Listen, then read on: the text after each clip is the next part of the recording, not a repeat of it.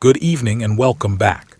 Tonight we drift together into a world of silent rivers, endless grasslands, and mountains that seem to touch the edge of the sky. You are standing at the last edge of the known world, the place where the tidy fields and fence lines of the eastern settlements finally give up and the wilderness simply continues. There is no map for what lies ahead. There is only distance. The night air here smells different, colder, cleaner. Somewhere far off, a wolf calls once and falls silent, as if even the animals know that this land does not like to be disturbed. Before you get too comfortable, take a slow breath, settle your shoulders into the pillow, and if you'd like, tap that like button and subscribe. Only if this kind of quiet storytelling actually helps you rest. And while you drift, feel free to leave a comment with where you're listening from tonight.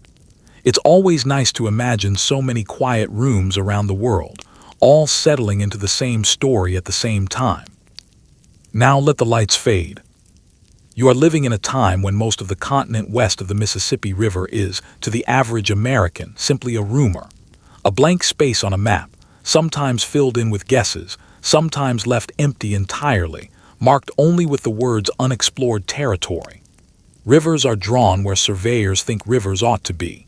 Mountains are sketched from second-hand descriptions, half remembered by men who saw them only once, from a great distance, and never went closer. And yet, something is stirring at the edges of that blank space, something that begins, of all places, with a hat. For nearly 2 centuries, Europe has had an appetite for a very particular kind of fashion, the felted beaver hat. Underneath a beaver's coarse outer hair lies a soft undercoat, and that undercoat, when processed correctly, produces a felt unlike anything else available at the time. Durable, waterproof, able to hold its shape for years. To a gentleman in London or Paris, a good beaver hat is a mark of status. To the animal itself, this fashion trend is nothing short of a death sentence repeated by the millions. It is strange to think that a small, quiet, dam-building rodent could become one of the single greatest forces shaping the exploration of an entire continent. But that is exactly what happens. Wherever there is a river, there are likely beavers. And wherever there are beavers, sooner or later, someone will come looking for them. You can almost picture it, a birch-bark canoe gliding low across still water at dawn, its hull heavy with bundled pelts, the men inside saying very little, listening instead to the water and the trees. Each pelt inside that canoe represents days, sometimes weeks, of cold, wet, patient labor. Nothing about acquiring fur is glamorous. The romance comes later, told by people who were never there.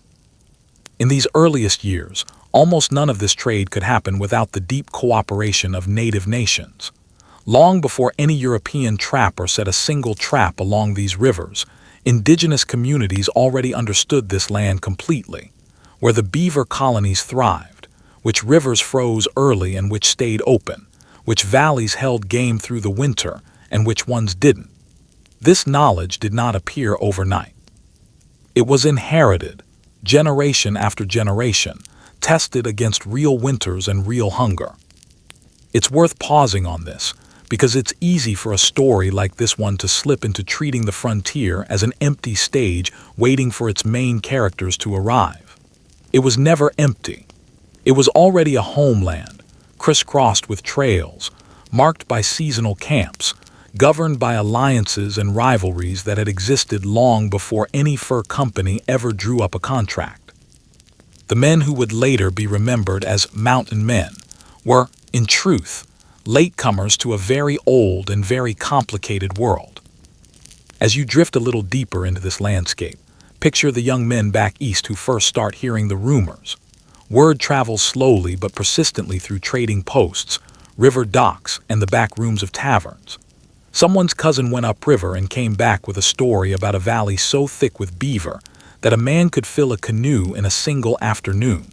Someone else describes mountains so tall they seem to hold snow all year round, even in July. Most of the men who hear these stories will never leave home, but a certain kind of listener, restless, or ambitious, or simply unable to picture a life spent behind a plow, starts to feel something shift inside him. Historians who study this period generally agree that economic opportunity, more than any single grand ambition, is what first pulls large numbers of people toward the unmapped West. Adventure comes along for the ride, but money leads the way. Where a fortune might be made, someone will eventually go looking, no matter how difficult the road. And the road is difficult. There are no real highways here, only rivers, and even the rivers are unpredictable. Maps, where they exist at all, are often wrong. Supplies must be carried on your back, on a horse's back, or not at all. A broken canoe, a lost pack animal, a sprained ankle 200 miles from the nearest settlement. Any of these small misfortunes can become a serious threat to survival. Preparation matters enormously. So does luck, especially luck. Yet for all its danger, this world holds a kind of beauty that most people living comfortably along the Atlantic coast will never witness firsthand. Herds of animals stretching to the horizon. Mountains catching the very first light of morning while the valleys below still sit in blue shadow. Rivers so clear you can watch fish moving over the stones. For a moment, standing in the middle of all that space, it can feel like the whole continent is simply breathing, slow and enormous, indifferent to the small human lives moving across its surface. The men who will spend years out here learn, whether they want to or not, to become careful students of this land. They learn to read a change in wind direction before a storm arrives. They learn which tracks belong to which animals and what those tracks mean for the day ahead. Attention becomes a survival skill. Carelessness becomes expensive and sometimes fatal. Meanwhile, back in the settled towns, ambitious businessmen are watching all of this unfold with great interest. A single trapper working alone can gather a modest number of pelts in a season, but an organized company with capital behind it, with dozens of men working coordinated territory, can gather far more, far faster. And so, competition begins to build. Trading companies start racing one another toward the richest, least touched river valleys, each one hopping to arrive first, before a rival can claim the same ground. This competition is what truly accelerates westward movement. Company records from this era describe increasingly ambitious supply operations. Goods and men moving by river, by horseback, by wagon, across distances that would have seemed unthinkable only a generation earlier. Behind every trapper standing alone beside a mountain stream, there stands an entire invisible economy. Blacksmiths forging traps and knives, merchants extending credit against next season's furs, boatmen hauling heavy cargo upriver against the current, craftsmen producing the rifles and blankets that make survival out here even possible. As evening settles now, let your mind rest beside a small fire at the edge of a clearing. Sparks lift into a darkening sky and disappear. Wood smoke drifts low across the grass. Somewhere beyond the light, the wilderness continues, patient, immense, entirely unconcerned with the plans being made beside this fire. You are standing in this moment at the very beginning of a story that historians still debate today. A story where economic ambition, personal restlessness, and simple curiosity all tangle together so completely that no single motive can fully explain why so many men chose to walk away from everything familiar and disappear into the unknown. Perhaps that uncertainty is part of what makes the story worth telling at all. Some sought fortune, some sought freedom. Some were simply running from something they never named out loud. The fire crackles low. The night stretches on, calm and enormous. And out there, somewhere beyond the dark tree line, the frontier waits patient as it has always been, ready for the next generation of travelers who are only now beginning to find their way toward it.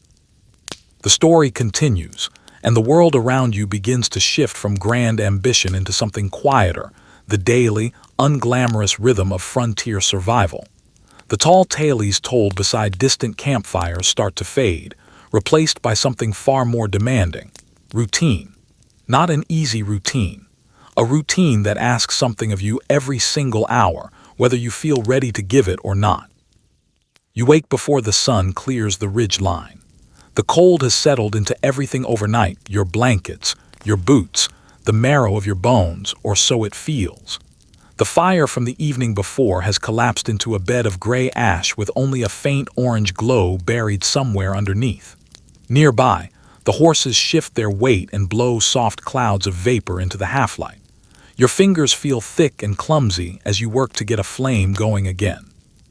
This particular kind of exhaustion, the low, constant, background kind, becomes so familiar that you almost stop noticing it. Almost. The men who will one day be called mountain men learn quickly that survival out here is less about any single heroic act and more about discipline, repeated daily, without exception. Traps need to be checked. Equipment needs constant attention. Animals need care. Food supplies need to be tracked carefully because there is no store to visit when they run low. Let one of these things slip for even a few days, and small problems have a way of compounding into serious ones. Much of the morning is spent walking the edges of streams and marshland, places where beavers have been building and rebuilding their homes for longer than anyone can say. The water here moves slowly through reeds and tall grass. Mud pulls at your boots with every step.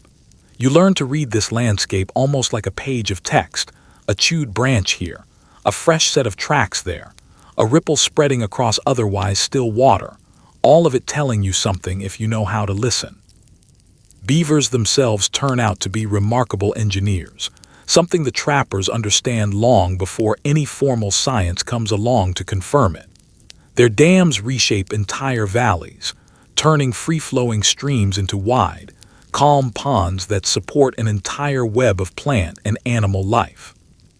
Historians and ecologists studying these old landscapes today have generally confirmed what these early trappers already understood through pure necessity, that beaver activity fundamentally reshapes river systems and wetlands wherever it occurs.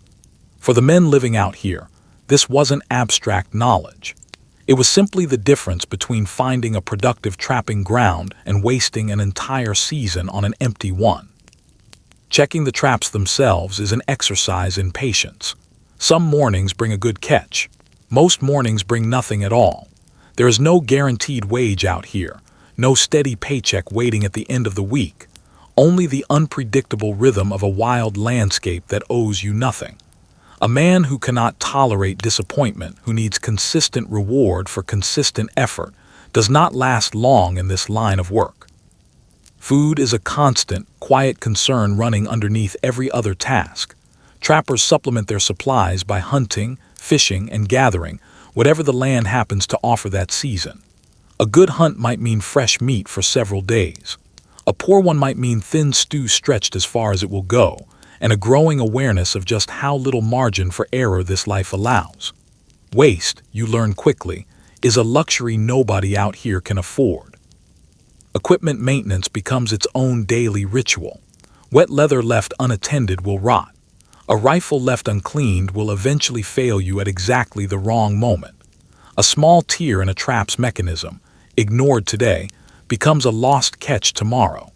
The frontier has very little patience for a man who lets small problems slide, and it rarely gives second chances to those who learn this lesson too late. By afternoon, the physical toll of the work becomes hard to ignore. Distances that look modest when sketched on a rough map often take hours of genuinely difficult travel to cross on foot or on horseback. Streams must be forded. Ridgelines must be climbed. Thick brush slows every step. The popular image of the frontier adventurer, bold, unbothered, striding confidently through open country, rarely matches the reality of aching legs, blistered feet, and a body that is simply, constantly tired. And yet the day is not without its softer moments. As evening approaches and the camp settles, something like community starts to take shape around the fire. Stories get exchanged. Small jokes get made about the day's frustrations. There's a kind of dry, understated humor that develops among men living this hard a life. The sort of humor that helps make an unforgiving world feel just a little more bearable. Laughter, it turns out, is not a luxury reserved for comfortable lives. If anything, it may matter more out here than almost anywhere else. Many historians who study this period note that the daily reality of frontier life involved far more repetitive, practical labor than the later legends would ever suggest.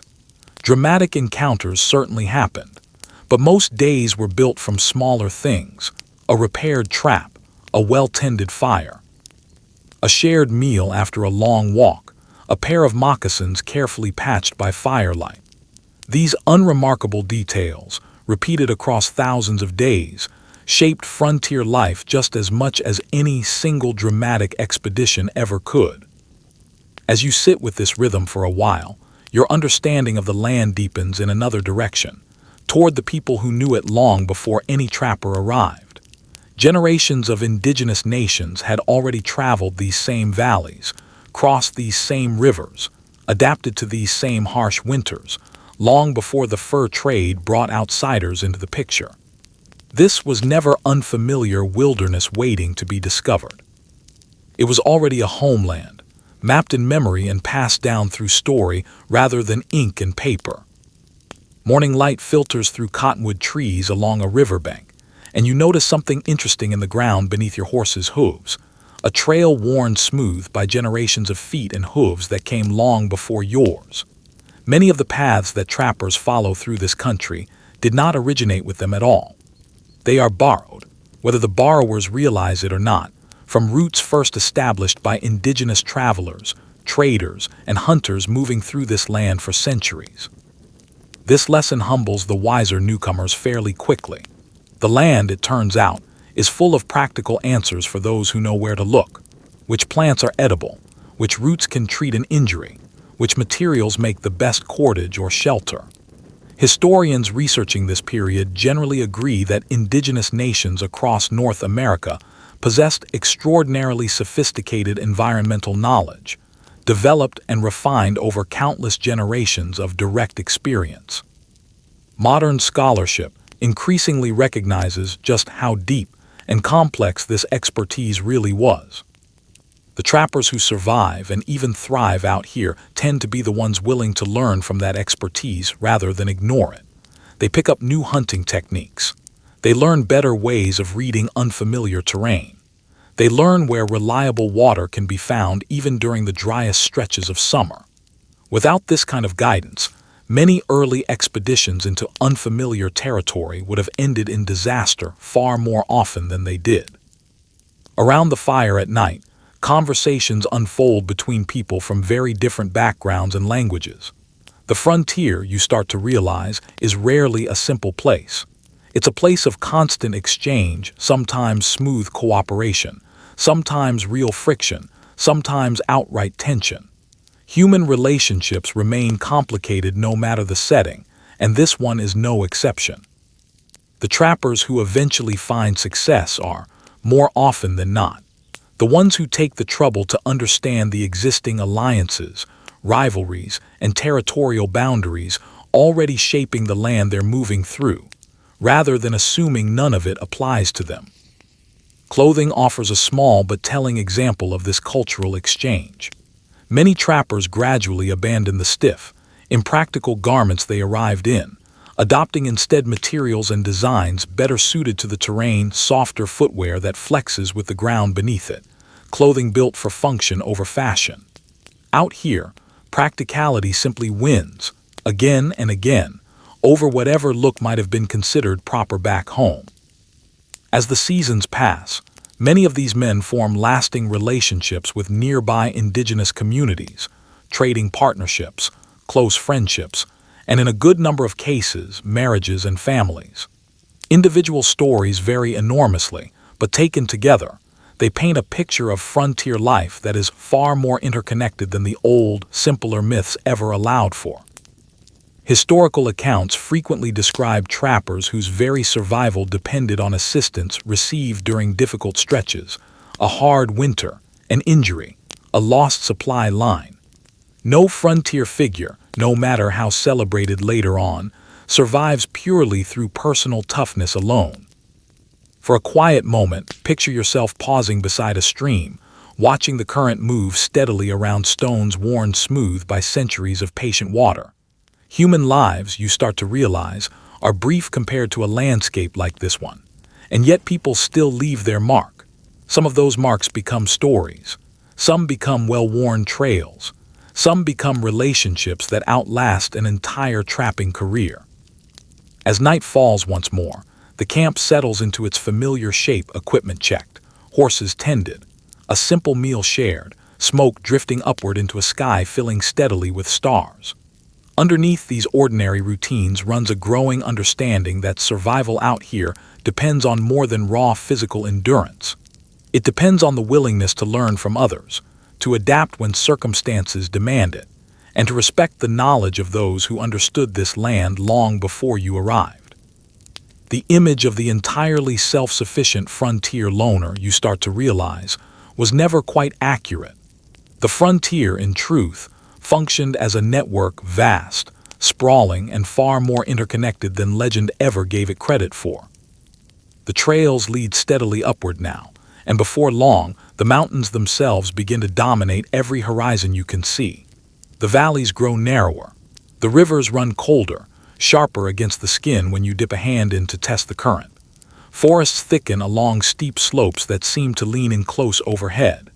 The easy, open country of the lower plains gives way to something far more demanding, something that requires effort with every single mile. Winter is coming to the Rocky Mountains. That simple fact, more than almost anything else, shapes the entire rhythm of frontier life from this point forward. A mistake made in the warmth of summer might cost you a day, a lost pack, a bit of pride. The same mistake made in the depths of winter can cost you your life. As autumn deepens, preparation stops being a matter of habit and becomes a matter of urgency. Time itself starts to feel different, thinner, more precious, harder to waste. The signs arrive gradually at first, then all at once. Morning frost lingers longer on the grass with each passing week. Thin sheets of ice begin forming along the quiet edges of streams where the current slows. The air carries a sharper bite that seems to settle directly into your chest. Overhead, birds move in shifting formations, abandoning the high country for warmer ground somewhere far to the south. The mountains, in their own quiet way, are sending a warning. The wise traveler learns to listen. Your horse exhales a small cloud of white vapor in the early morning cold. The leather reins feel stiff and unyielding against your fingers. Beneath your boots, the ground has begun to crunch instead of yield. The season is turning, and soon the entire landscape will look like an unfamiliar place. For the men living through this, winter represents both opportunity and genuine danger, often within the same week. Beaver pelts reach their finest, thickest condition during the coldest months, which means the richest rewards of the entire trapping season are often found precisely when the risks are at their highest. Historians studying this era note that Rocky Mountain winters historically posed some of the most severe obstacles to travel and survival found anywhere on the continent: heavy snowfall, extreme cold, and near-total geographic isolation, shaping the experience of indigenous communities and frontier travelers alike. The mountains do not negotiate with anyone.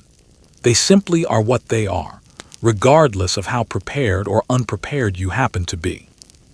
Snow begins arriving first at the higher elevations, long before it reaches the valleys below. At first, it's just a light dusting visible on distant peaks, easy to ignore if you're inclined to ignore it.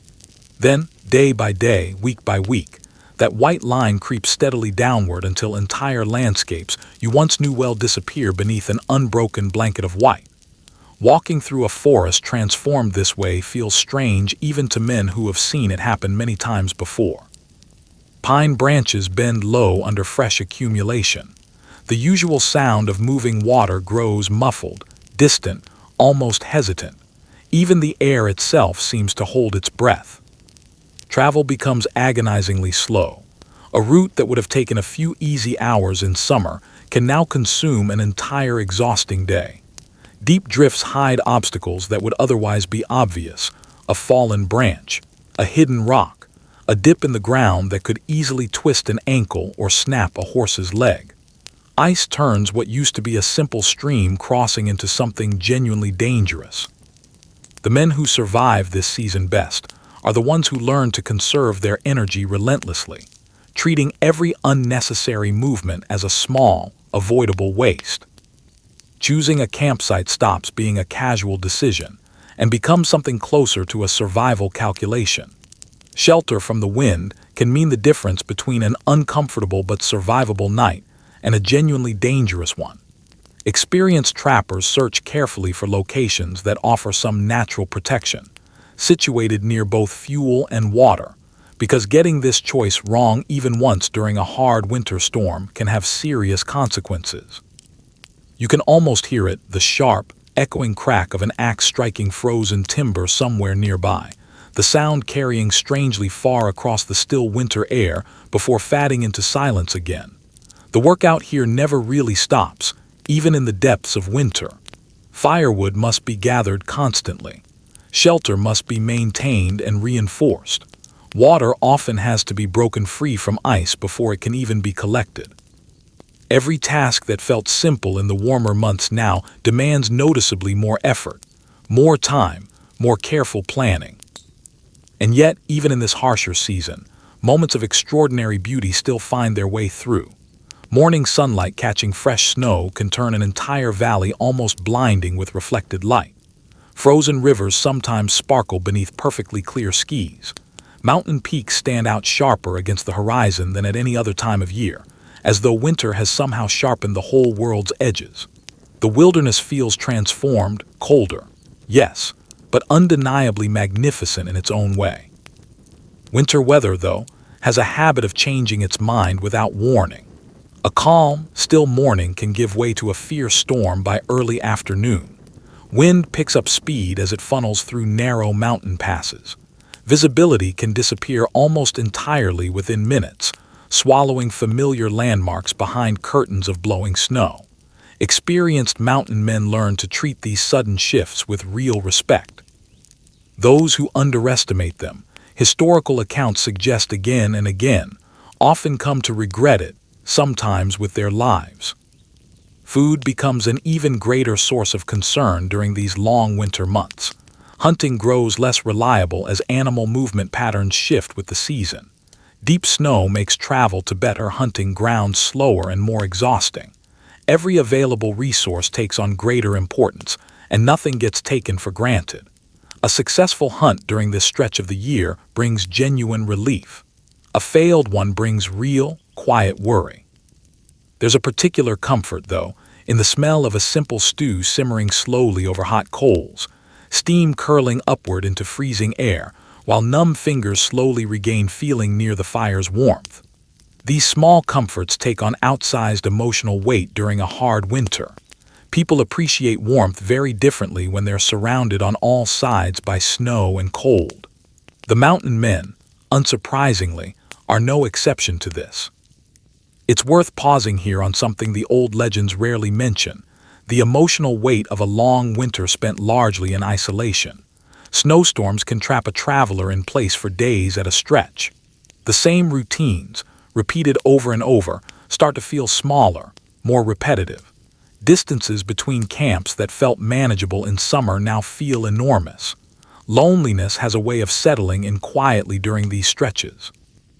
A man might sit beside his fire while wind rattles against his makeshift shelter, and find his thoughts drifting toward family members and old friends left behind, toward a future that still feels genuinely uncertain. The frontier, it turns out, is not only a physical challenge. It asks something of a person emotionally as well. Historians who study this period note that surviving a Rocky Mountain winter required extensive practical knowledge across several different areas at once: shelter construction, careful clothing maintenance, thoughtful food preservation, reliable navigation even in poor visibility, and constant environmental awareness. Skill mattered enormously here. Experience mattered even more. Scholars continue to debate the exact severity of certain individual winters, since surviving records sometimes differ in their descriptions and personal accounts don't always agree with one another. But there is broad, lasting agreement on one central point. Winter posed one of the single greatest challenges any mountain man would ever face. On that much, there is very little disagreement. As the night grows colder still, you might picture yourself pulling a blanket tighter around your shoulders, wood smoke mixing with the clean, sharp scent of snow drifting down from higher up the mountain. The stars seem to burn brighter here, closer somehow than they ever did in the lowlands. Tomorrow will bring more snow-covered trails, more frozen river crossings, more difficult decisions made with limited information. But it will also bring another day of learning to live within one of the most demanding environments the continent has to offer. The mountains remain as vast and unmoved as ever. Winter remains long, and the men living through it continue adapting to both, one difficult day at a time. Eventually, always eventually, winter loosens its grip. Snow begins retreating from the lower valleys first. Streams swell with meltwater rushing down from the high country. Grass returns, tentative and pale green, to hillsides that had been buried under white for months. Life across the mountains and river systems of the West begins stirring back into motion. And wherever the beaver populations move, the trappers inevitably follow close behind. By now, you've spent enough time drifting through this frontier world to understand something important. Fur is never merely a commodity out here. It is the engine driving an entire economy, invisible to most people back east but very real to everyone living within it. Trappers, merchants, boatmen, craftsmen, and investors all depend on the steady eastward flow of pelts. The wilderness has quietly become a marketplace, a genuinely large one, stretching across thousands of miles. As spring warmth spreads across the valleys, activity across the trapping grounds picks up noticeably. Streams that had been sealed shut by ice now run freely again. Travel eases. Camps that spent the winter isolated begin reconnecting with the wider trading network. Movement returns. Opportunity returns. And predictably, so does competition. Every mountain man understands that timing matters enormously. Beaver populations are scattered unevenly across enormous stretches of territory, and finding the truly productive grounds requires patience, hard-won knowledge, and more than a little luck. You follow a winding stream through a broad, open meadow. The air smells clean after a recent rain, faintly sweet with the first wildflowers of the season pushing up along the riverbank. Water birds glide silently across ponds formed by old beaver dams. The whole landscape feels almost startlingly alive, because in this season, it genuinely is. Historical estimates suggest that, before the intensive trapping of this era began, tens of millions of beavers inhabited the rivers, streams, and wetlands scattered across North America. To a fur trader standing at the edge of one of these rich watersheds, that abundance represents something close to a fortune. Every trapper worth his salt understands the value of a healthy, undisturbed watershed. Fresh-cut branches, an active lodge, telltale ripples across still water, these small signs draw immediate attention. Observation out here quite literally becomes profit, and that pursuit of profit keeps pushing the frontier further and further west, one productive valley at a time. As you travel deeper into this world, you start noticing just how thoroughly economics shapes daily decisions, even among men who like to think of themselves as independent to the bone. The mountain men often appear entirely self-sufficient from a distance, and yet nearly all of them operate within a much larger commercial system that extends far beyond anything they could control alone. Pelts eventually have to reach distant markets. Supplies need to be purchased somehow. Credit gets extended, and eventually it has to be repaid. Freedom exists out here, certainly, but so do very real financial obligations.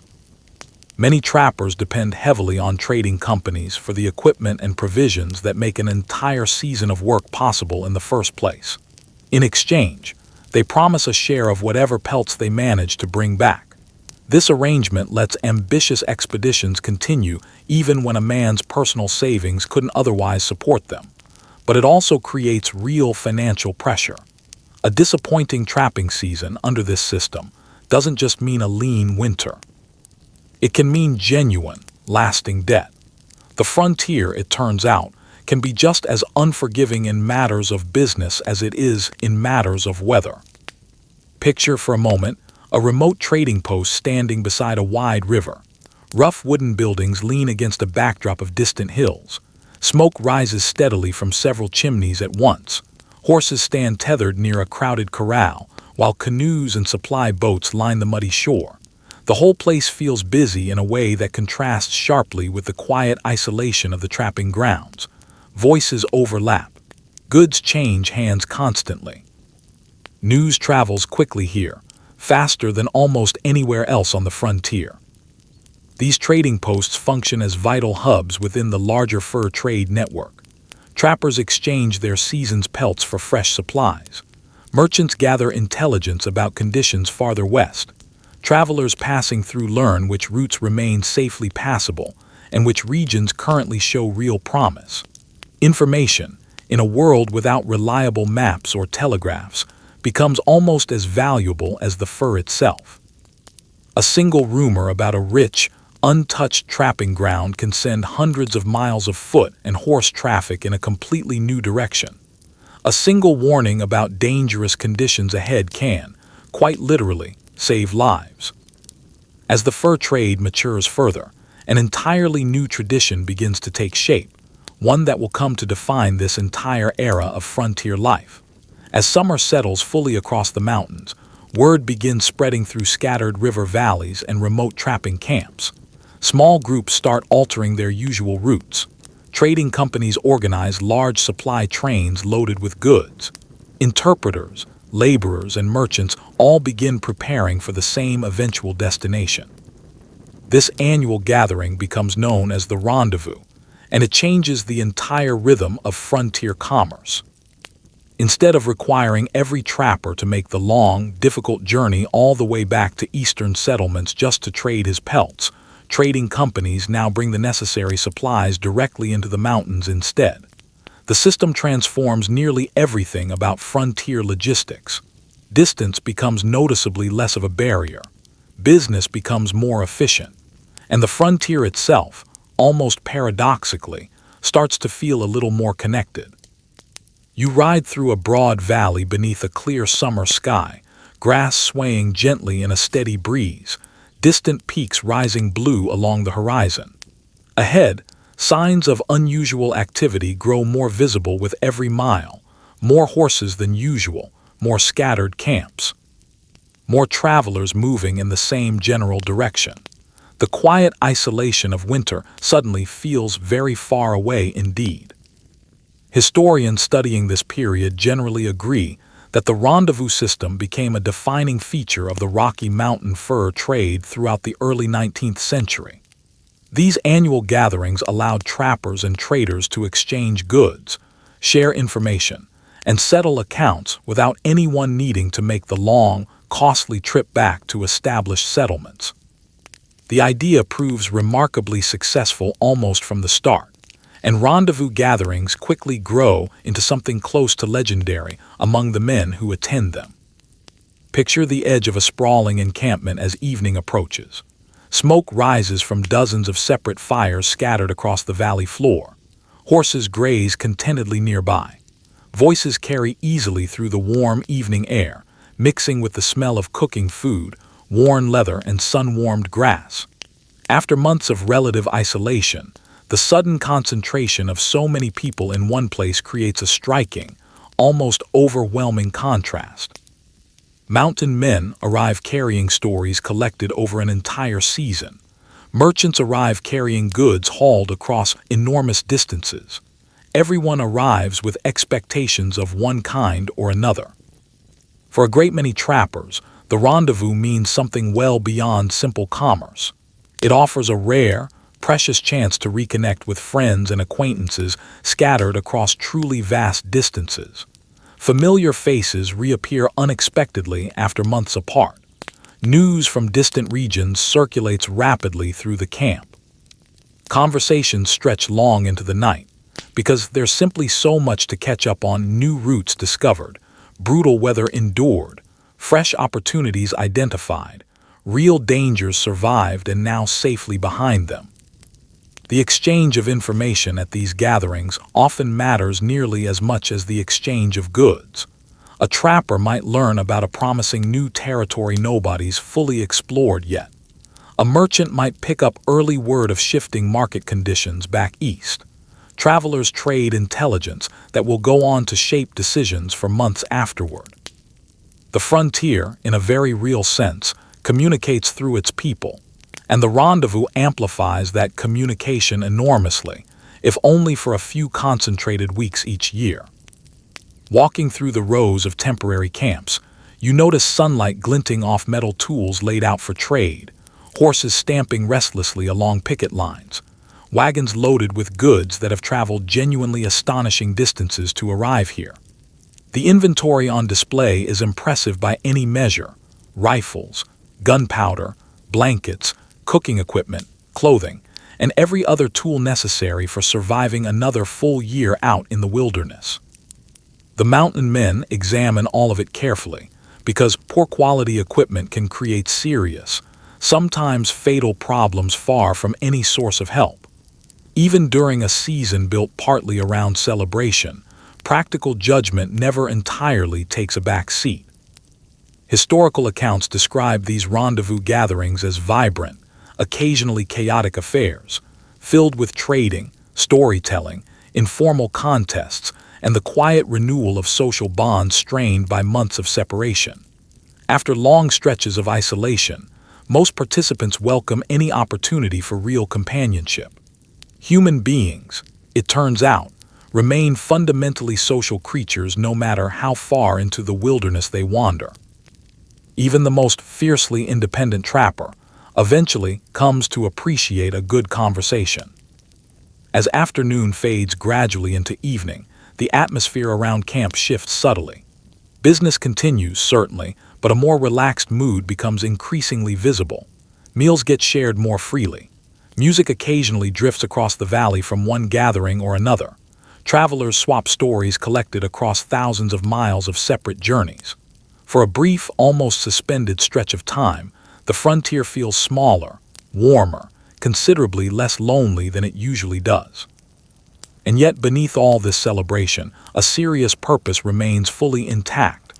Pelts get traded, accounts get settled, fresh supplies get secured for the coming season. Economic reality never fully disappears, even at its most festive. The fur trade remains, first and foremost, a demanding business. The rendezvous simply gives that business a human face for a little while, before everyone scatters again in different directions. Standing on a nearby hillside overlooking the whole gathering, you notice campfires beginning to appear scattered across the valley floor below, smoke rising into the cooling evening air, horses grazing quietly near the edges of camp. The scale of it all is genuinely striking. People who spent months separated by entire mountain ranges and river systems now occupy the very same stretch of ground, if only temporarily. Soon enough, they'll separate again. The gathering itself is temporary by nature. The frontier and its demands remain permanent. Most of the men here seem to understand this balance instinctively.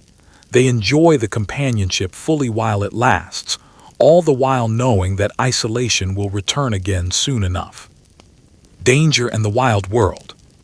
The trail continues now beyond trading posts and gatherings, carrying you into a world where real danger remains a constant, quiet companion.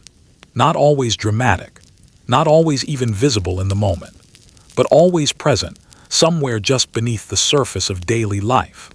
The mountain men live close to risk in a way that most people back in settled towns never have to experience directly. Every river crossing, every mountain pass, every extended winter camp carries uncertainties that simply cannot be fully controlled, no matter how experienced you become. Morning arrives beneath a pale blue sky. A cool wind moves steadily through a narrow valley. Frost still clings stubbornly to patches of grass near a quiet stream. Horses lower their heads to drink from the clear water nearby. The whole scene looks peaceful, almost gentle, but appearances out here have a habit of being deceiving. Many of the frontier's greatest dangers arrive without any real warning at all.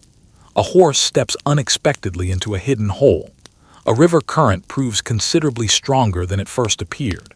A sudden, fast-moving storm traps travelers far from any real shelter. Small events, again and again, have a way of creating genuinely enormous consequences. The wilderness rarely offers anyone a guarantee of safety. Historians studying this period note that accidental injuries and environmental hazards represented some of the most significant threats faced by frontier travelers of every kind, arguably more significant, in raw numbers, than the dramatic confrontations that later stories tend to focus on. This tends to surprise modern audiences, since popular stories naturally gravitate toward extraordinary events. But the ordinary daily risks are the ones that genuinely shaped frontier life, hour by hour, season by season. You follow a rocky trail climbing gradually into higher country. Loose stones shift unpredictably beneath every step. Far below, a river winds through the valley like a thin silver ribbon cutting through green and brown. The landscape here is beautiful, and it is entirely unforgiving in equal measure. A misplaced step on steep terrain can result in a serious injury, and a broken bone becomes especially dangerous when professional medical care might be weeks or even months away. Every experienced traveler out here understands this risk intimately. Prevention, more than treatment, becomes the real survival skill. Rivers swollen by recent rain present their own particular danger. Brown, churning water rushes between steep banks. Fallen branches spin and disappear within the current. A crossing that looks merely difficult can turn genuinely deadly within a matter of seconds if conditions shift even slightly. Water, out here, always demands respect, no exceptions, no matter how many times you've crossed safely before. The animal world adds another layer of unpredictability. Mountain lions, wolves, and bears all inhabit large stretches of this western terrain, and encounters occur with varying frequency depending on location and circumstance. Most wildlife generally avoids direct contact with humans when it can, but not always. A startled animal can react unpredictably. A hungry one might take risks it normally wouldn't. A wounded one becomes especially dangerous to anyone nearby. Among all the animals a mountain man might encounter, bears hold a particularly outsized place in frontier stories, inspiring both genuine caution and a fair amount of hard-earned respect. Beyond the physical dangers of terrain and wildlife, illness presents its own unpredictable challenges. A minor infection can, without warning, become something far more serious. A simple injury can worsen steadily with no clear cause. Nutritional problems tend to creep in during especially difficult seasons. The human body, out here, reaches its limits fairly often, and the frontier tests those limits constantly, without much sympathy for circumstance. Historical accounts describe numerous travelers struggling with sickness far from any real help, their recovery depending largely on rest, on available resources, and, frankly, on good fortune. Not every challenge out here can be solved through sheer determination alone. Some require nothing but patience. Others simply require luck that may or may not arrive in time. Many historians studying this period emphasize that the greatest threats facing mountain men typically came from environmental conditions rather than dramatic human or animal confrontations. Exposure, accidents, illness, and simple logistical failure appear again and again throughout surviving journals and records. Nature, it seems, usually held the advantage. Scholars continue to debate exactly how often the more dramatic frontier dangers actually occurred, since popular storytelling naturally exaggerates rare, memorable events while routine hardship tends to receive far less attention. Both types of story matter here. The dramatic tales reveal something about imagination. The quieter, more common ones reveal something about sheer endurance. Night settles gradually across the valley. Stars begin appearing above dark mountain ridges, one at a time. A cool breeze carries the mixed scent of pine and distant wood smoke. You sit quietly beside the fire, listening to the steady crackle of burning wood, and somewhere beyond the reach of the firelight, the wilderness continues stretching outward into darkness, rivers still flowing, animals still moving quietly through the underbrush, weather still shifting according to its own unknowable schedule. The dangers never fully disappear out here, but neither, it turns out, does the pull of the horizon. Beyond every river lies another valley.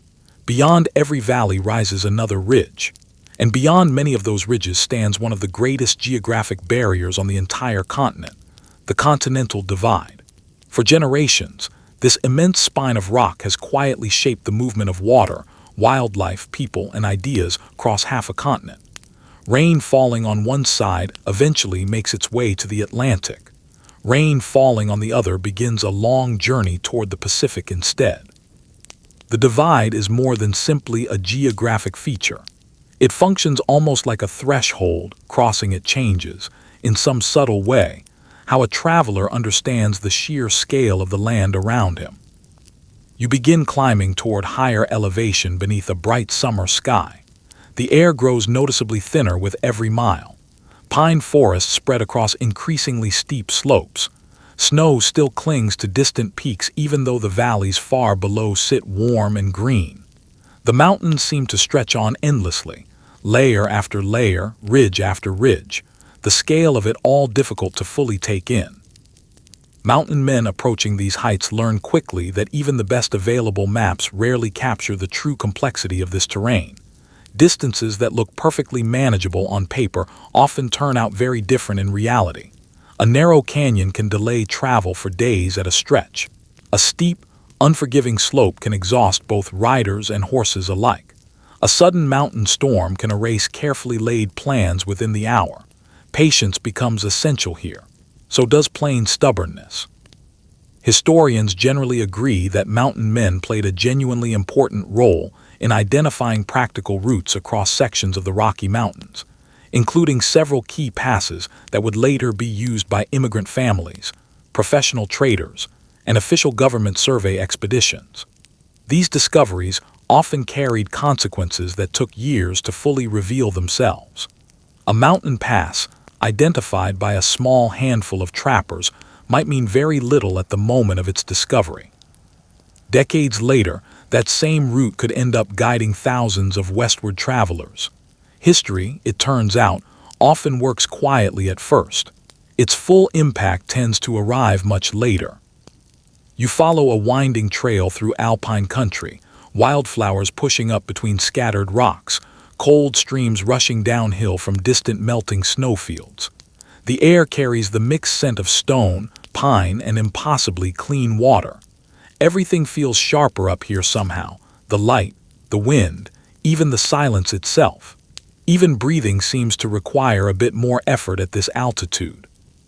The mountain men adapt to this environment gradually, through hard experience rather than any book or map. They learn which passes stay accessible through different seasons. They learn where snow tends to linger longest, even deep into summer. They identify reliable water sources and naturally sheltered campsites, one trip at a time. Knowledge accumulates slowly here. The mountains reveal their secrets grudgingly, never all at once.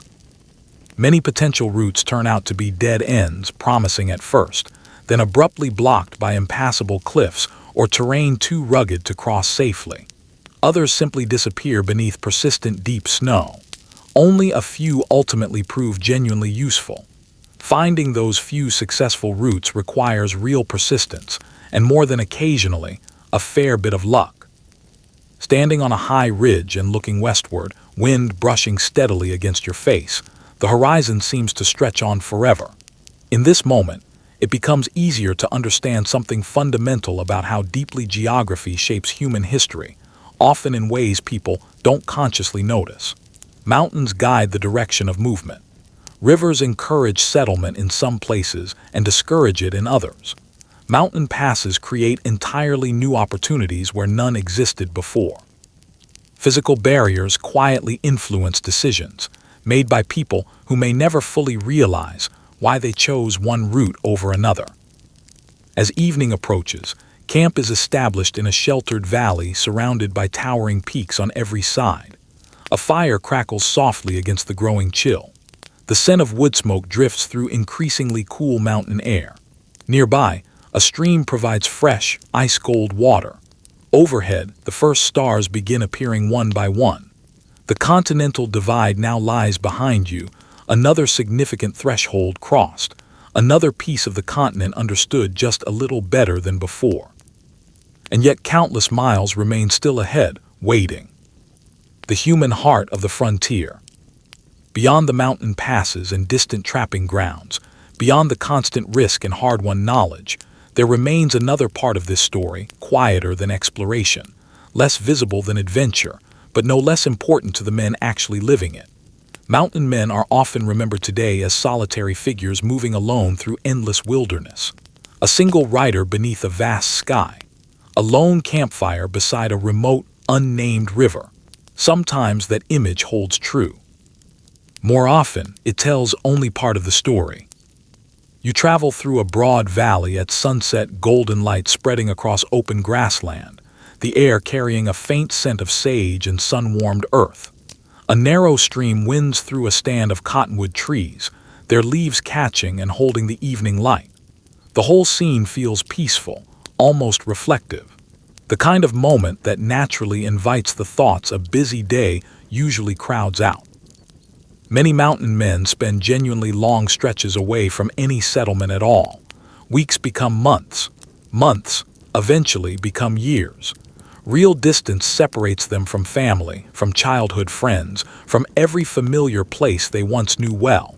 That kind of separation leaves a mark, even on the most naturally resilient people. Historians studying personal records from this era note that a great many mountain men formed extensive personal and family connections throughout the West, including long-term relationships and marriages within frontier and indigenous communities. Their lives, taken as a whole, were often considerably more socially connected than the popular myths tend to suggest. The frontier is not merely a story of isolation. It is, just as much, a story of connection. Because human beings tend to build relationships wherever they end up, even deep within genuinely remote wilderness. Picture a riverside camp at dusk, smoke rising gently from a low fire, the smell of cooking food drifting through cooling evening air. Nearby, a handful of travelers sit together after a long day's travel. Conversation comes easily among people who have shared enough hardship together. Stories get exchanged. Small jokes land easily. Occasionally, comfortable silence settles in among friends who no longer need many words to understand one another. These small moments matter more than people often realize in the moment they're happening.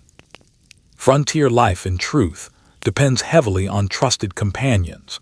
A reliable partner can make all the difference during an illness, during a difficult stretch of travel, during any genuinely dangerous situation. Trust becomes its own kind of currency out here, difficult to earn, easy to lose, and immensely valuable once established. The wilderness practically demands cooperation, because plenty of challenges simply exceed what any single person could manage alone. A swollen, dangerous river, a brutal winter, a sudden shortage of food, a sick, limping horse. Problems like these become noticeably more manageable once shared. Despite the popular image of complete frontier independence, mountain men very frequently travel with companions. Partnerships improve overall efficiency. Shared labor reduces the burden on any one person. Companionship eases the emotional weight of long isolation. The practical advantages here are obvious enough. The human advantages matter just as much, even if they're harder to put into words. And yet solitude remains a very real part of this life too. Not every evening includes companionship. Not every stretch of travel happens alongside trusted partners. Sometimes a man rides alone for days at a stretch, sometimes for weeks, and the silence during those stretches can grow genuinely heavy. Picture a solitary camp beneath a sky absolutely crowded with stars, the fire burning low and quiet, wood smoke drifting into cold night air.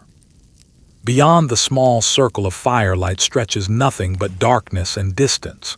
It's a strange, particular kind of beauty, genuinely lonely, and genuinely beautiful, both at once. Mountain men learn, whether they choose to or not, to live inside this particular balance. Solitude offers a certain kind of freedom, room enough for real reflection. But too much isolation, stretched too long, can weigh heavily on even the sturdiest spirit. Human beings, it turns out, were never really built for complete separation from others. The frontier finds ways to remind a person of that fact fairly regularly. Many historians emphasize that understanding the personal lives of these men, as friends, as partners, as parents, as members of genuine communities, helps correct the oversimplified image handed down through popular legend. The evidence, on the whole, supports a richer, considerably more human picture than the old myths ever allowed for. Night settles fully now across the valley. Campfires flicker in the distance, scattered across the darkness. Horse bells sound faintly somewhere nearby. You sit quietly, listening, thinking, remembering. Beyond the mountains and rivers, beyond all the exploration and hard trade, the story of the mountain men is, in the end, also a story of people simply searching for some sense of belonging within a vast and rapidly changing world. The future arrives gradually, almost quietly at first. The rivers still flow through the same valleys they always have. The mountains still rise along the same familiar horizon. Beaver dams still shape the wetlands scattered across this frontier exactly as they always have. And yet, beneath this deceptively unchanged landscape, something important is beginning to shift. The great beaver economy that gave birth to the entire mountain man era is starting, slowly but unmistakably, to weaken. Not everywhere at once, not all in a single season, but steadily enough that even the most experienced trappers begin to notice the signs. The future arrives gradually, almost quietly at first. The rivers still flow through the same valleys they always have. The mountains still rise along the same familiar horizon. Beaver dams still shape the wetlands scattered across this frontier exactly as they always have. And yet, beneath this deceptively unchanged landscape, something important is beginning to shift. The great beaver economy that gave birth to the entire mountain man era is starting, slowly but unmistakably, to weaken. Not everywhere at once, not all in a single season, but steadily enough that even the most experienced trappers begin to notice the signs. You travel now beside a winding stream beneath a gray autumn sky. Fallen leaves drift lazily across the water's surface. The air smells of damp earth and distant wood smoke. A cool wind moves through bare cottonwood branches along the riverbank. Everything around you looks familiar, and yet something feels different. Opportunity no longer stretches out quite as endlessly as it once seemed to. Historians generally agree that a combination of factors drove the eventual decline of the Rocky Mountain fur trade, shifting fashion trends back in Europe and the eastern cities, reducing demand for the traditional beaver felt hat, combined with genuinely declining beaver populations across many of the most heavily trapped regions. Fashion and ecology, in this case, end up pulling in the very same unfortunate direction. Neither one favors the trapper. For decades, beaver pelts have quietly powered exploration, commerce, and no small amount of genuine adventure. Entire business networks have grown up around their steady value, but economic systems, as history reliably shows, are rarely permanent fixtures. Consumer tastes shift, markets rise and fall, industries evolve or disappear entirely. The fur trade, in the end, proves no exception to this pattern. Picture a trading post where merchants examine tall stacks of pelts by lamplight, the smell of leather and old paper thick in the air. Ledger books lie open across rough wooden tables. The conversations happening here sound noticeably more cautious than they once did. Prices, of course, have always mattered, but when prices begin falling, optimism tends to follow close behind. A trapper who once expected strong, reliable returns now faces real, mounting uncertainty. Long, difficult journeys and brutal winters start to look considerably less appealing when the eventual payoff becomes less and less predictable. The old calculations are changing. The risks remain exactly as high as ever. The profits, unfortunately, do not. At the same time, another challenge quietly compounds the first. Years of genuinely intensive trapping have taken a real toll on beaver populations across many previously rich regions. Valleys that once produced abundant, easy pelts grow steadily less productive with each passing season. The richest, easiest grounds have, for the most part, already been found and thoroughly worked. Trappers now find themselves needing to travel farther, work considerably harder, and accept far greater uncertainty than the earlier generations ever had to. Historical records from this period describe growing concern among many participants in the trade as productive trapping grounds become increasingly difficult to locate. This pattern doesn't unfold everywhere at the exact same pace. Some regions hold on longer than others, but the overall trend becomes harder and harder to ignore with each passing year. The frontier, once again, is changing. You follow a trail through rolling hills covered in the deep colors of autumn. Dry leaves crunch softly underfoot. The scent of pine drifts steadily through the cool afternoon air. A distant stream reflects the pale, thin light typical of this season. The natural beauty remains fully intact. The underlying economics, unfortunately, do not. Many mountain men begin adapting to this new reality in different ways. Some continue trapping regardless, accepting the increasingly uncertain returns. Others start exploring different lines of work entirely: guiding, trading, ranching, and various other forms of frontier labor all start looking considerably more attractive than they once did. Adaptation, once again, becomes absolutely necessary. The wilderness has always rewarded flexibility. Now it seems, the marketplace demands it just as strongly. Pause for a moment beside a quiet beaver pond, its water calm beneath an overcast autumn sky, reeds swaying gently in a light breeze. The scene feels peaceful, almost frozen in time. And yet even here, change has left its mark. The relationship between human ambition and the natural environment always carries consequences, whether anyone intends them or not. The beaver populations that once seemed genuinely inexhaustible turn out in the end to be far more vulnerable than most people ever imagined. Abundance, it seems, has a way of creating dangerous illusions. People naturally tend to assume today's conditions will simply continue indefinitely into the future. History, again and again, demonstrates otherwise. The mountain men learned this particular lesson firsthand, whether they wanted to or not. Around a quiet evening campfire, several trappers discuss what the future might realistically hold. Smoke curls slowly upward into the cooling air. The conversation sounds noticeably different from years past, less focused on discovery and adventure, more focused now on simple practical survival. What comes next? Where will steady work actually be found? How should a person start preparing for whatever's coming?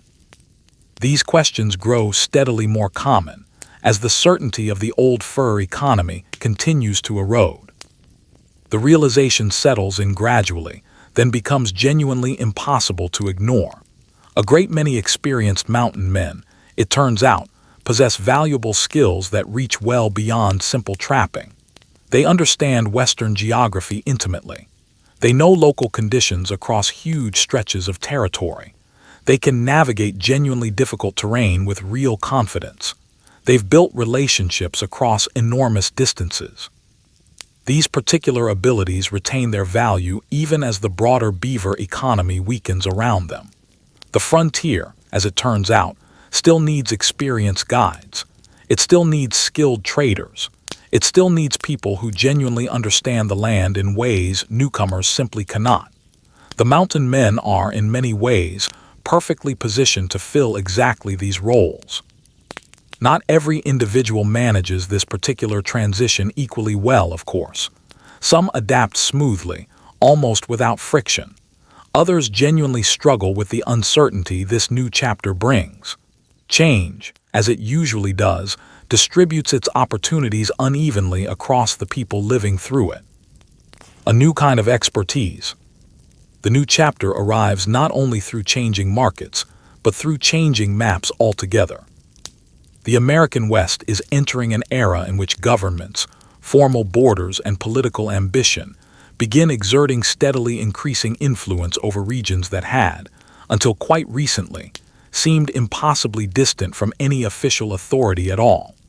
The wilderness itself remains just as vast as ever. The mountains remain just as wild. And yet political change moves westward now almost as steadily as the settlers themselves. You travel across a broad plain beneath a sky filled with slow-moving clouds, the wind carrying the dry scent of late-season grass. Far ahead, mountain ranges rise from the horizon like dark islands scattered across an endless sea of open land. The landscape itself looks entirely timeless. Human boundaries, on the other hand, have a habit of changing, sometimes quite suddenly. Historians studying this middle stretch of the 19th century generally agree that the United States underwent dramatic territorial expansion during this period, fundamentally reshaping the political geography of the entire continent. Eventually, no stretch of wilderness remains fully isolated from these larger historical currents, no matter how remote it once seemed. The mountain men, it turns out, understand geography better than almost anyone else of their era. Rivers, valleys, mountain passes, established trails, all committed to memory through years of hard experience. Increasingly, though, they find themselves needing to understand something else entirely: questions of jurisdiction, of formal authority, of law. The frontier is steadily becoming more organized and considerably more complicated than it ever was before. Picture a trading post where travelers gather to swap news over coffee and wood smoke. Horses stand tethered nearby. Maps lie spread across a rough wooden table. The conversation here sounds different than it did only a few years earlier. More talk of politics, of shifting territorial control, of pressing questions about the future. Who actually controls this particular stretch of land now? Which routes remain genuinely open for travel? What new rules or regulations might soon apply? These questions reflect a rapidly changing reality that even seasoned frontiersmen are only beginning to fully grasp. Historical records reveal that many former mountain men adapted successfully by serving as guides, scouts, interpreters, and advisors to the growing number of official expeditions moving through the region. Their deep, hard-earned knowledge of Western geography remains genuinely valuable even as the underlying economic foundation of the old fur trade continues to weaken beneath them. The specific skills endure. Only the surrounding context truly changes. You follow a familiar trail through rolling hills, the scent of sagebrush drifting through warm afternoon air, a hawk circling patiently above the valley floor below. The route itself hasn't changed at all. The people using it, however, clearly have. More immigrant families appear along these trails now, more government surveyors, more organized military expeditions. Traffic along these old routes increases noticeably with each passing year. Standing beside a river crossing that once felt genuinely remote, you notice the water moving steadily around smooth, familiar stones, cottonwood leaves rustling gently in the breeze overhead. The crossing itself feels busier now than it once did, the difference subtle perhaps, but entirely unmistakable to anyone who remembers how quiet this exact spot used to be. History often advances through exactly this kind of gradual shift. A place remains physically unchanged while becoming, somehow, socially quite different. The emotional response to all this change varies considerably from person to person. Some genuinely welcome the new opportunities. Expanding settlements create real demand for experienced guides, and growing transportation networks open up entirely new economic possibilities. Others feel considerably less enthusiastic about the whole transition. They miss the older, quieter frontier, the one that felt larger somehow, the one that held more genuine uncertainty, and perhaps, in its own way, more real freedom. Both reactions are entirely understandable. Change rarely lands the same way with everyone experiencing it. Historians generally agree that this period of territorial expansion and steadily increasing government involvement significantly reshaped daily life throughout the American West.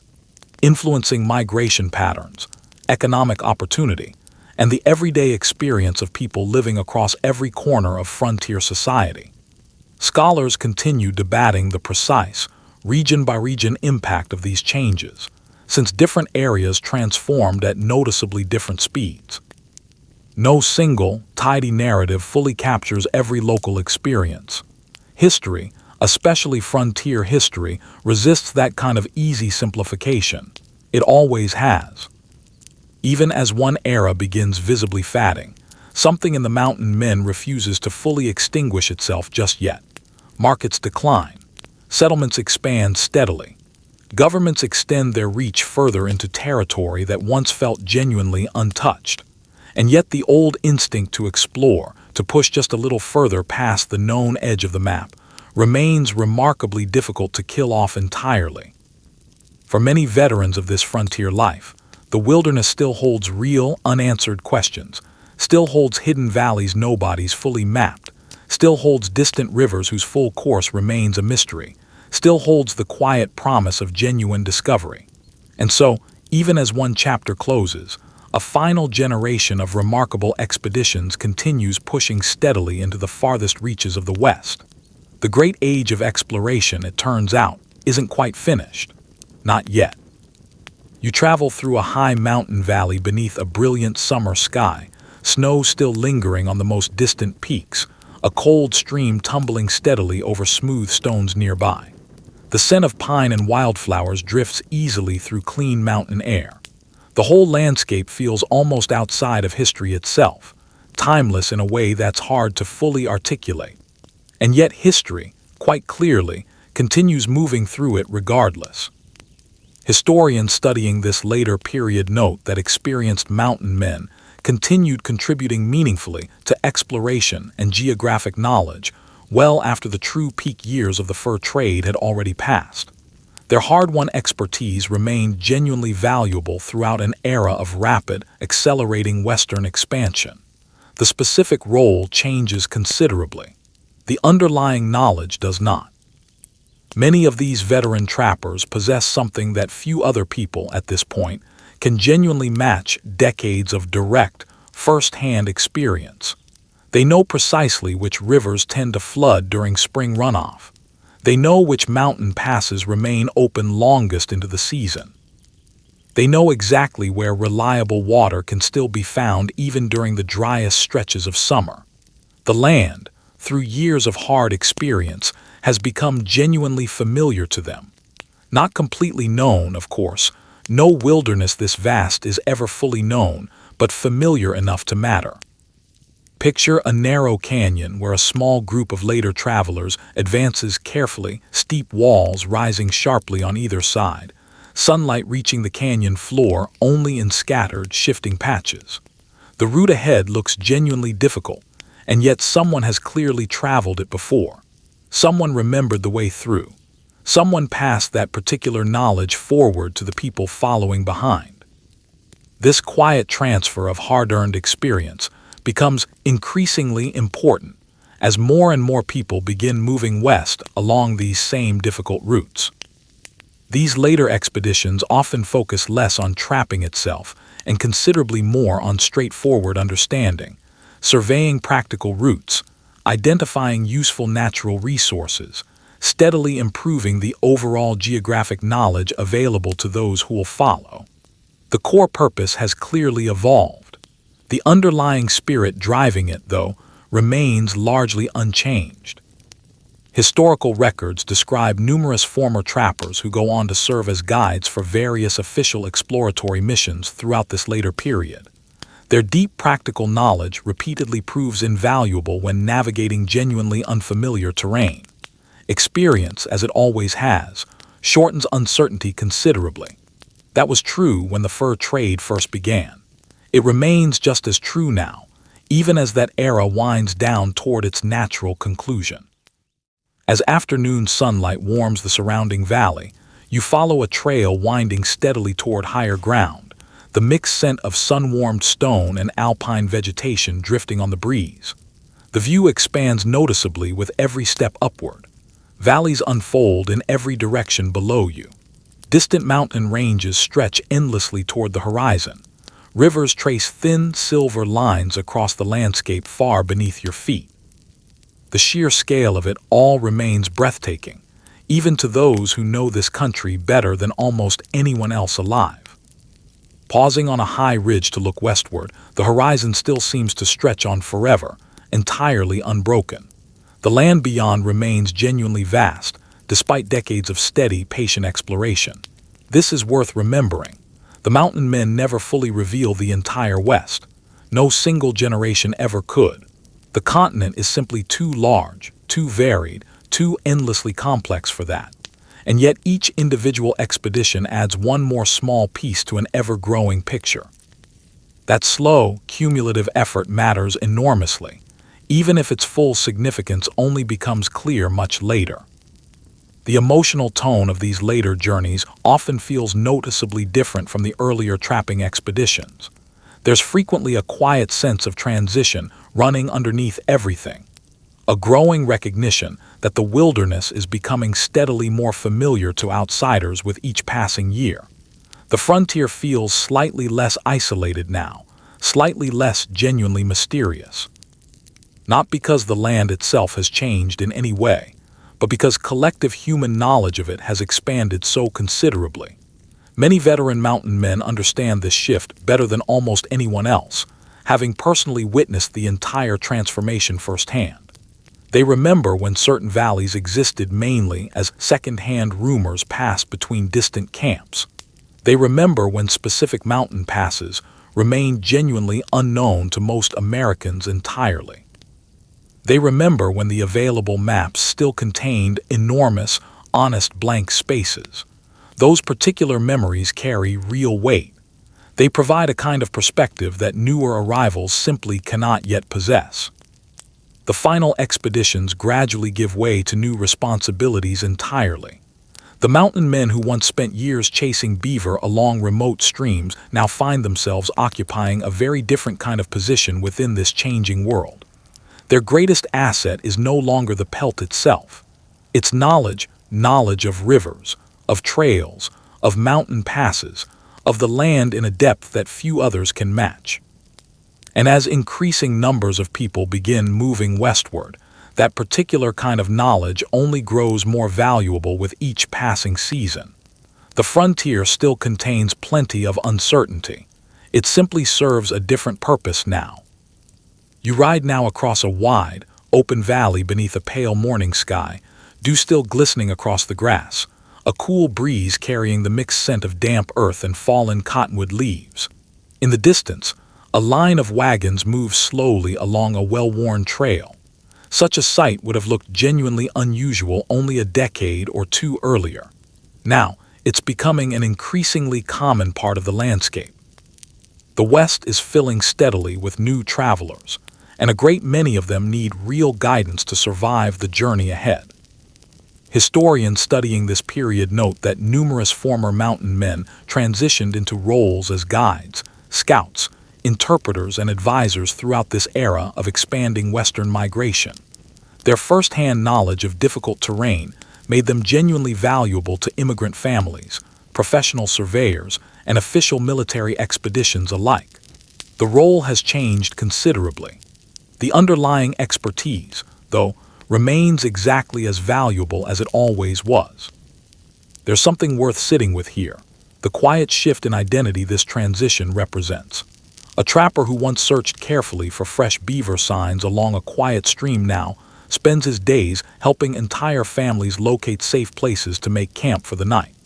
A man who once navigated difficult mountain passes purely for commercial reasons now guides long wagon trains through that very same terrain, season after season. The trail itself remains exactly the same. The travelers moving along it, however, are something else entirely. Picture a busy river crossing crowded with activity, horses standing patiently near the water's edge, wagons lined up waiting their turn, children watching the moving current with wide, curious eyes, teamsters arguing quietly over the safest possible route across. The whole atmosphere here feels noticeably different from an old trapping camp, more permanent somehow, more hopeful in certain ways, and considerably more complicated too. These immigrant families are carrying entire lives with them across this difficult country. Furniture, tools, carefully saved seeds, small personal treasures, and quiet dreams of the homes they hope to eventually build somewhere further west. The mountain men serving as guides understand intimately just how real the risks facing these travelers actually are. Rivers remain just as dangerous as they've always been. Weather remains just as unpredictable. The distances involved remain genuinely immense, often far greater than inexperienced travelers initially expect. But years of hard-won experience allow these former trappers to anticipate serious problems well before they actually occur. That particular skill saves considerable time. On occasion, it saves lives outright. Historical records describe numerous former trappers serving faithfully as guides for entire wagon trains moving steadily westward throughout this period. Their intimate familiarity with reliable water sources, good grazing areas, and shifting seasonal conditions frequently proves absolutely essential during these long, difficult overland journeys. The value of genuinely local knowledge simply cannot be overstated here, especially when traveling through country this unfamiliar to nearly everyone involved. You follow a well-worn trail through gently rolling hills, the afternoon sun warming the surrounding landscape, tall grass waving gently beneath a steady breeze. The route here looks entirely obvious to the untrained eye, but experience, once again, teaches otherwise. A genuinely good trail represents far more than a simple line drawn across open ground. It represents countless careful observations, hard decisions, and years of accumulated first-hand experience, all compressed down into a single reliable path. The mountain men contribute enormously to this ongoing process. Their hard-earned knowledge helps steadily transform previously unknown regions into properly understood geography, one careful observation at a time. Historical records reveal that westward migration accelerated quite dramatically during the decades immediately following the peak years of the fur trade. Settlers, merchants, professional surveyors, soldiers, and countless ordinary travelers increasingly moved across landscapes once known primarily to indigenous communities, and a comparatively small number of trappers and explorers. The West grows steadily more connected, more heavily populated, and more genuinely accessible with each passing year. These changes bring real opportunities alongside real, sometimes painful consequences. History, as it usually does, carries both together. The mountain men, remarkably, find themselves living directly at the center of these sweeping transformations. Picture a river that has appeared throughout this entire story in many different forms, sometimes frozen solid under winter ice, sometimes swollen and dangerous with spring floodwater, sometimes perfectly calm beneath the warm light of a summer afternoon. The water itself keeps moving steadily, generation after generation, largely indifferent to the human dramas unfolding along its banks. This particular river offers a useful reminder. History is rarely a simple collection of isolated, disconnected events. It's better understood as a continuous, steady flow. One era leads naturally into the next. One decision quietly shapes the choices that follow it. The mountain men belong fully to that ongoing flow. They are neither its true beginning nor its final ending. They function instead as something closer to a bridge, connecting one world defined by vast, unfamiliar wilderness to another world defined by an increasingly connected continent, linked together by well-worn trails, improving maps, and steady westward migration. As afternoon sunlight warms the surrounding landscape, you start noticing how deeply human this entire story remains, even after everything that's changed around it. Ambition, curiosity, genuine friendship, real loneliness, constant adaptation. These particular experiences feel remarkably familiar even across the considerable distance of time separating us from them. The mountains themselves provide a genuinely dramatic setting for this story. But the people moving through that landscape provide its actual heart. The mountain men were never merely convenient symbols of frontier adventure. They were real individuals navigating genuine uncertainty, trying to build workable futures for themselves, trying to understand landscapes that were entirely unfamiliar to them at first, trying to make sound decisions within circumstances that kept shifting under their feet. That underlying humanity remains clearly visible beneath the layers of legend that eventually grew up around them. And perhaps that's precisely why their stories continue to hold our attention, even now, so many generations later. How legends are made. The trails remain. The rivers continue their steady journeys exactly as they always have. The mountains stand precisely where they've always stood. And yet, as the years steadily pass, something genuinely interesting begins happening to the men who once lived this hard, demanding life. They start becoming legends. Not immediately, and certainly not while they're still out there crossing dangerous rivers and guiding long wagon trains through difficult country. But gradually, steadily, the stories about them start to grow. Memories soften around the edges with each retelling.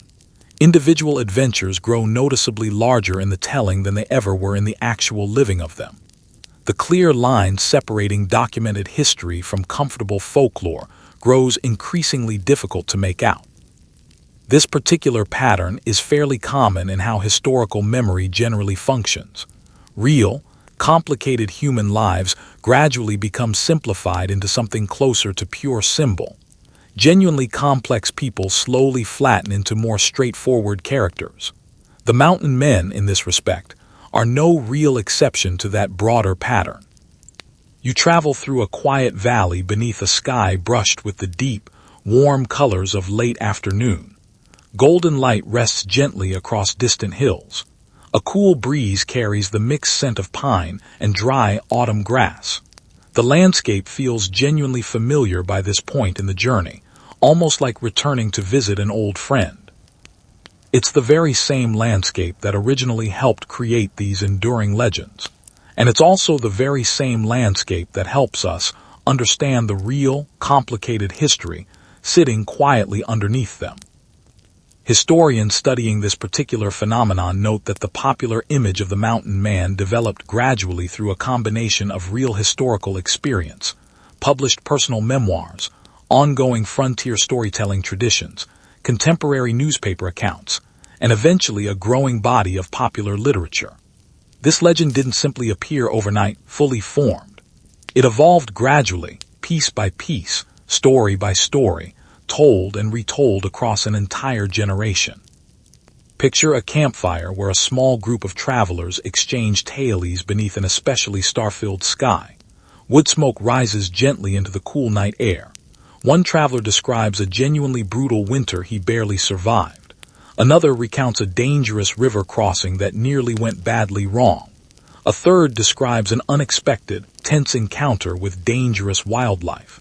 Each retelling naturally adds a bit more emphasis than the last, perhaps a touch more drama, perhaps a slightly exaggerated detail here or there. Human beings have always genuinely enjoyed a good story, especially stories describing distant, unfamiliar places most listeners will never personally visit. The mountain men, as a subject, provide no shortage of compelling raw material to work with. Many of their genuine, documented experiences really were extraordinary in their own right. Months of isolation, brutal winters survived through sheer skill and stubbornness, careful exploration of genuinely unfamiliar territory under consistently difficult conditions. The unadorned reality here is already impressive enough on its own merits. And yet popular legend, as it typically does, tends to demand something more still. It simplifies complicated situations. It exaggerates genuine achievements. It transforms real, flawed people into something closer to an idealized frontier hero, a figure who sometimes closely resembles the actual historical mountain man, and sometimes really doesn't resemble him much at all. Historical records reveal both meaningful similarities and clear differences between the popular myths and the more carefully documented historical experience. Real mountain men genuinely displayed remarkable skill, real resilience, and considerable adaptability throughout their working lives. They also, quite naturally, experienced honest mistakes, occasional failures, real moments of doubt, and a persistent, ongoing dependence on the help of others around them. The documented reality here is thoroughly, recognizably human. The popular legends, by comparison, tend to prefer a cleaner, more simplified certainty. You follow a trail winding gently beside a river, sunlight glittering steadily across the moving water, cottonwood leaves rustling softly overhead in a light breeze. The air smells clean and fresh, especially after a recent rain shower has settled the dust. The whole scene naturally encourages a bit of quiet reflection. What exactly do people, collectively, choose to remember over time? And just as importantly, what do they gradually choose to forget? These particular questions genuinely matter here. Many popular stories tend to emphasize individual independence above almost everything else. The classic image of a single, solitary figure confronting an entire wilderness through pure personal courage and stubborn determination. That image is undeniably powerful as pure storytelling. It's also, in fairly important ways, genuinely incomplete. The historical mountain men frequently relied on careful partnerships, established trade networks, deep indigenous knowledge, and lasting community connections. Their real successes tended to emerge just as much from cooperation as from any purely individual ability. The documented historical record makes this particular point fairly clear, and yet popular legend, understandably enough, tends to focus its attention on individuals. Individuals, after all, are simply easier to celebrate in a good story than an entire interconnected network of quiet contributors. Standing beside a weathered trail marker near an old river crossing, you consider how many thousands of travelers have passed by this exact spot over the years. Some of those travelers are still remembered by name today. The overwhelming majority, understandably, are not. This basic reality shapes the entire field of frontier history in a fairly important way. A relatively small handful of names become genuinely famous over time. Countless others contribute just as meaningfully, but far more quietly, receiving comparatively little individual recognition. Their collective efforts still matter enormously, even without the credit. The opening of the American West was never really the achievement of one single celebrated hero, or even a small handful of them. It represents instead a genuinely collective process, a vast, interconnected network of individual journeys, careful observations, and hard-earned experience, accumulated across an entire generation. The mountain men remain important, central participants within that much larger network. But they were never the network's only participants, and they were never truly isolated figures acting entirely alone. Sitting quietly beside a stream, listening to its steady, unhurried movement, you notice how genuinely timeless that particular sound feels. The river itself, after all, doesn't concern itself with legends one way or another. It simply continues flowing, exactly as it always has. History, in a fairly real sense, often works the very same way. People naturally create compelling stories about the past as time goes on. The past itself, meanwhile, remains entirely unchanged by whatever stories eventually get told about it. Modern historians spend a considerable amount of careful effort examining these particular frontier myths, precisely because those myths continue to shape how ordinary people understand Western history even today. Carefully separating well-documented evidence from later, more romanticized storytelling helps create a considerably more accurate overall picture. The underlying goal here was never really to tear down these old legends entirely.